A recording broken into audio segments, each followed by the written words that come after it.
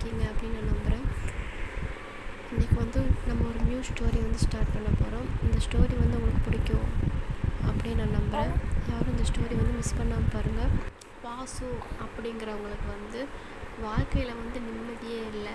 அவங்க வந்து என்ன தான் பண்ணாலும் என்னால் நிம்மதியாக இருக்கவே முடியல அப்படின்னு நினச்சிட்டே இருப்பாங்க. இன்னும் நிம்மதியாக இருக்கிறதுக்கு என்ன பண்ணலாம் அப்படின்னு யோசிச்சுட்டு இருந்தாங்க. அப்போ வந்து அவங்களுக்கு வந்து ஒரு ஐடியா வருது. நம்ம வந்து ஏதாச்சும் ஒரு முனிவர்கிட்ட போய் நம்ம கேட்டு பார்க்கலாம். நம்ம வந்து எப்போவுமே ரொம்ப ஹாப்பியாக இருக்கணும், நிம்மதியாக இருக்கணும் அப்படின்ட்டு ஒரு முனிவர்கிட்ட போய் கேட்குறாங்க. அப்போ அந்த முனிவர் சொல்கிறாங்க, நான் வந்து அதுக்குண்டான சொல்யூஷன் வந்து நான் சொல்கிறேன். அப்போது வந்து நான் என்ன சொன்னாலும் நீ செய்யணும், உன்னால் செய்ய முடியுமா அப்படின்னு கேட்பான். அப்போ வாசு வந்து சொல்லுவான், என்ன இருந்தாலும் பரவாயில்ல, நான் வந்து ரொம்ப ஹாப்பியாக இருக்கணும், நீங்கள் என்ன சொன்னாலும் நான் கேட்குறேன் அப்படின்னு சொல்லுவான்.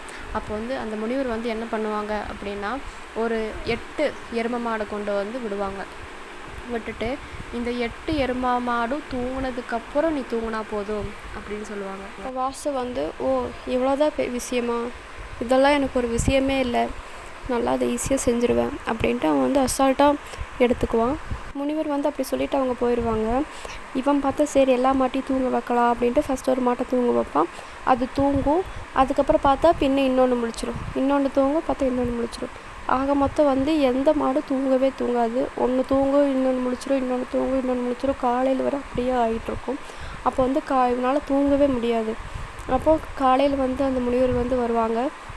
அப்போ அந்த முனிவர் வந்து வாசுகிட்ட வந்து கேட்பாங்க, என்னப்பா நீ வந்து தூங்குனியா அப்படின்னு கேட்பாங்க. அப்போ வந்து வாசு சொல்லுவான், இல்லை நான் தூங்கவே இல்லை. அந்த 8 மாடும் வந்து 8 நேரத்துலேயும் தூங்கலை. ஒரு மாடு தூங்கும்போது இன்னொரு மாடு முழிச்சுது, இன்னொரு மாடு தூங்கும்போது இன்னொரு மாடு முழிச்சுது. அப்படியே வந்து ஒவ்வொரு மாடும் மாற்றி மாற்றி முழிச்சு நான் வந்து காலையில் வர தூங்கவே இல்லை அப்படின்னு சொல்லுவான். அப்போ வந்து முனிவர் சொல்லுவாங்க, இதே மாதிரி தான் நம்ம வாழ்க்கையில் இருக்கிற பிரச்சனையும், ஒரு பிரச்சனை போச்சுன்னா இன்னொரு பிரச்சனை வரும், இன்னொரு பிரச்சனை போச்சுன்னா இன்னொரு பிரச்சனை வரும். ஆக மொத்தம் பிரச்சனை நம்ம வாழ்க்கையில் வந்துக்கிட்டே தான் இருக்கும். நம்ம இருக்கிற வரைக்கும் நம்ம தான் அந்த பிரச்சனையே மறந்து நம்ம வந்து நிம்மதியாக இருக்கணும். நம்ம வந்து எதையுமே அவ்வளோ சீக்கிரம் கண்டுக்கக்கூடாது. ஒரு பிரச்சனை வந்துச்சுன்னா அதை முடிஞ்சளவு ஃபேஸ் பண்ணணும். அதை ஃபேஸ் பண்ண முடியல அப்படின்னா காலம் வந்து அதுக்கு பதில் சொல்லும். நம்ம வந்து பிரச்சனை எதுவுமே இருக்கக்கூடாது, அப்போ தான் நம்ம வாழ்க்கையில் நிம்மதி, அப்படிலாம் நம்ம எப்பவுமே நினைக்கவே கூடாது அப்படின்னு சொல்லுவான்.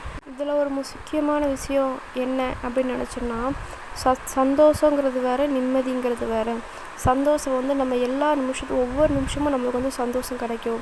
இப்படி நம்ம எதிர்பார்க்காதது வந்து நம்மளுக்கு எதிர்பார்க்கும் போது ஏதாச்சும் ஒரு சாப்பாடு விஷயத்தில், நிறைய விஷயத்தில் நம்மளுக்கு சந்தோஷம் கிடைக்கும். சந்தோஷம் வந்து ரொம்ப ஈஸி சந்தோஷப்படுறது. ஆனால் நிம்மதி வந்து அப்படி கிடையாது. நிம்மதியாக இருக்கிறது வந்து ரொம்ப கஷ்டம். அது எப்பயாச்சும் ஒரு நாள் தான் நம்மளுக்கு கிடைக்கும். அது வந்து கிடைக்கும்போது நம்ம அனுபவிச்சுக்கணும். சந்தோஷத்துக்கும் நிம்மதிக்கும் நிறைய டிஃப்ரென்ஸ் இருக்குது அப்படின்னு சொல்லுவான். அப்போ தான் வந்து வாசுக்கு வந்து புரியும், நம்ம ஹாப்பியாக இருக்கணும், நிம்மதியாக இருக்கணும் அப்படின்னு சொல்லிட்டு நம்ம இருக்கிற நிம்மதி வந்து கெடுத்துட்ருக்கோம். இனி என்ன பிரச்சனை வந்தாலும் நம்ம கண்டுக்கக்கூடாது, நம்ம முடிஞ்ச அளவு நம்ம ஹாப்பியாக இருக்கணும் அப்படின்னு நினைப்பான். இதோடு இந்த ஸ்டோரி வந்து இங்கே ஃபினிஷ் ஆகுது. இந்த ஸ்டோரி உங்களுக்கு பிடிக்கும் அப்படின்னு நான் நம்புகிறேன். உங்களுக்கு இந்த ஸ்டோரியில் ஏதாச்சும் சந்தேகம் இருந்துச்சுன்னா எனக்கு வந்து கமெண்ட் பண்ணுங்கள். இந்த ஸ்டோரி வந்து உங்களுக்கு நாவல் வெர்ஷனில் படிக்கணும் அப்படின்னா என்னோட டெலிகிராம் சேனல் வந்து ஃபாலோ பண்ணிக்கோங்க. என் சேனல் லைக் பண்ணுங்கள், கமெண்ட் பண்ணுங்கள், ஷேர் பண்ணுங்கள், சப்போர்ட் பண்ணுங்கள் எனக்கு. This video sponsor by BuyMode shopping app.